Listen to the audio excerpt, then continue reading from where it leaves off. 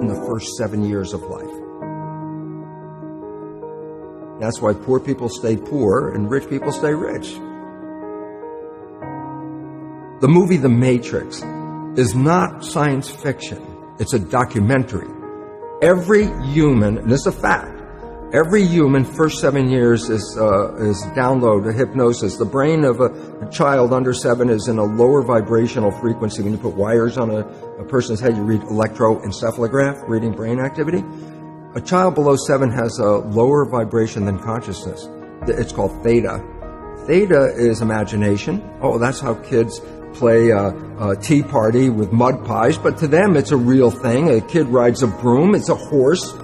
That's theta, imagination. Theta is also hypnosis. And the idea is this: before you can become conscious, if you don't have any programs, what are you going to be conscious of? So nature makes the first 7 years. What kind of programs are required to live on this planet? I say, how do you get them? Theta is hypnosis. You just watch. You watch your parents, you watch your siblings, and your community, because you have to learn how many 100,000 rules. Think about it.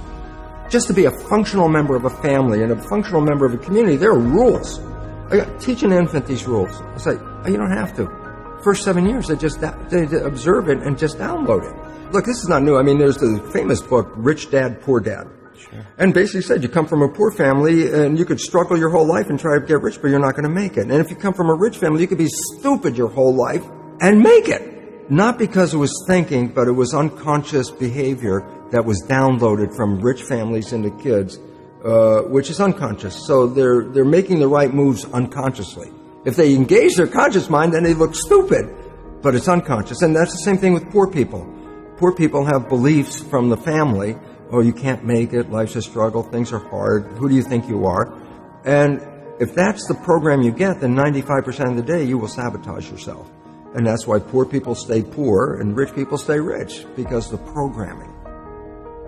95% of our life, this is a fact, comes from those programs in the subconscious.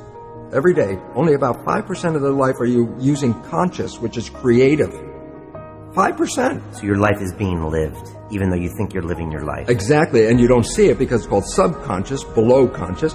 And the Jesuits, for 400 years, they were boasting. People didn't understand. They say, give me a child until it's 7 and I will show you the man.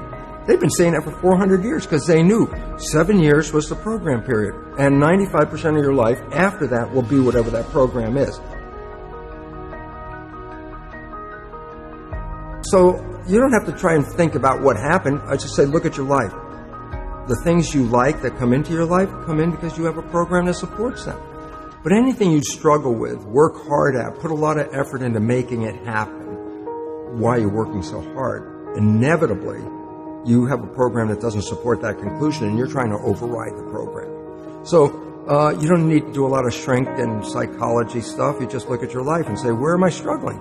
Because wherever you're struggling, inevitably it's a program in your subconscious that does not support that destination you've been looking for.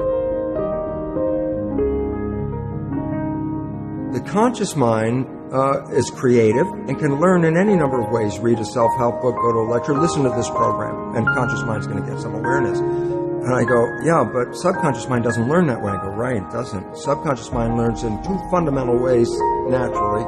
Hypnosis, which is the first 7 years, and after age 7, how do you put new programs in? Repetition. Practice. You want to drive a car, you didn't learn how by just getting in the seat and put the key in. You had to practice driving the car. You want to learn the alphabet. How many times did you go from A to Z? Try to go to A to Z before you can complete it. And once you completed it, you didn't have to go back and do it again. So 2 phases. You want to train the subconscious mind. Hypnosis. Repetition. I like the last one because there's a new phrase that's bandied about called fake it till you make it. Meaning, if you're not a happy person, I say, you want to be a happy person? Then repeat all the time, I'm happy, I'm happy. I say, well, you don't look happy or anything. I say, no, who am I talking to? By repetition, I'm talking to subconscious. If subconscious gets, I am happy, and 95% of your life comes from that subconscious, there will be a point once the subconscious got, I am happy, you don't have to say it again. Okay. It'll be automatic. And that's why we see people do affirmations and gratitude journals and stuff, because if you do that daily... It's repetitive, and that's the secret part. Look, putting a sticky note on the refrigerator is more like a suggestion, but it's not a repetition. So it doesn't work very well. But you have to do... Repetition is a habit. It's making habit. So you got to do something religiously in the sense of repeating it to make it work.